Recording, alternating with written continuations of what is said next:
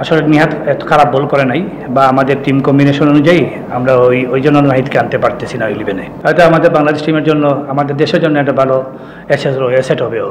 প্রথম দিকে যেটা আমাদের প্ল্যানের মধ্যে ছিল, আমরা ওই যে উইকেট ছিল, উইকেট অনুযায়ী আমাদের যে ব্যাটিং প্ল্যানে আমরা সাকসেস ছিলাম, 205 আমাদের এই মধ্যেও ছিল।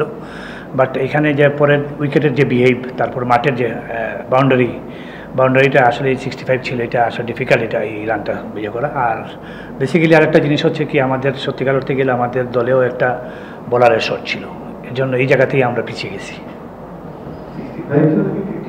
65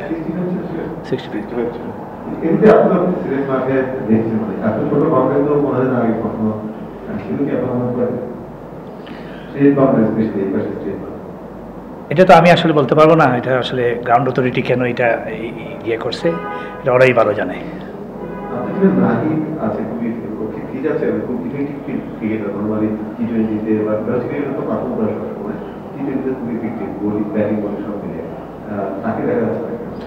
টিম কম্বিনেশনের জন্য লাস্ট ম্যাচে আসলে নিহাত এত খারাপ বল করে নাই বা আমাদের টিম কম্বিনেশন অনুযায়ী আমরা ওই জন্য নাহিদকে আনতে পারতেছি না 11-এ।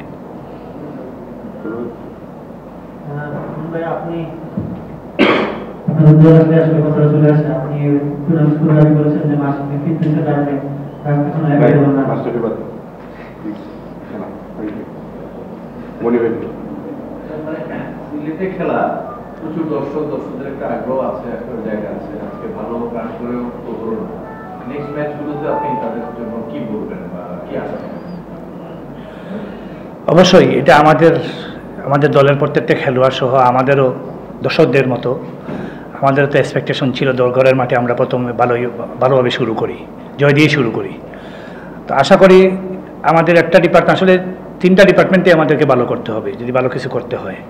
তো আমাদের ব্যাটিং, আজকে হয়তো ব্যাটিং ভালো হয়েছে, ফার্স্ট ম্যাচে আমাদের বোলিং এবং ফিল্ডিংটা ভালো ছিল, ওই ম্যাচে আমরা ভালো ব্যাটিং করতে পারি নাই।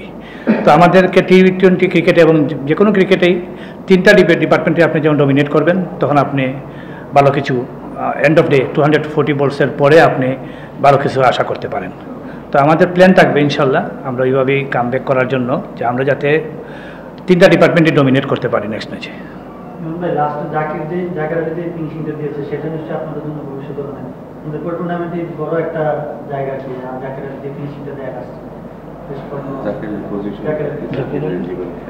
জাকির আলী অনেক, অবশ্যই আমরা জাকির আলীর যে আমরা লাস্ট বাংলাদেশ টিমও দেখছি ওয়েস্ট ইন্ডিজ সিরিজে ওর ইন্টেন্টটা, এবং এইটার যাতে ধারাবাহিকতা মানে এই বিপিএল এবং আগামীতে যাতে বাংলাদেশ টিমের জন্য এই যেটা রাখে, হয়তো আমাদের বাংলাদেশ টিমের জন্য, আমাদের দেশের জন্য একটা ভালো অ্যাসেট হবে ও।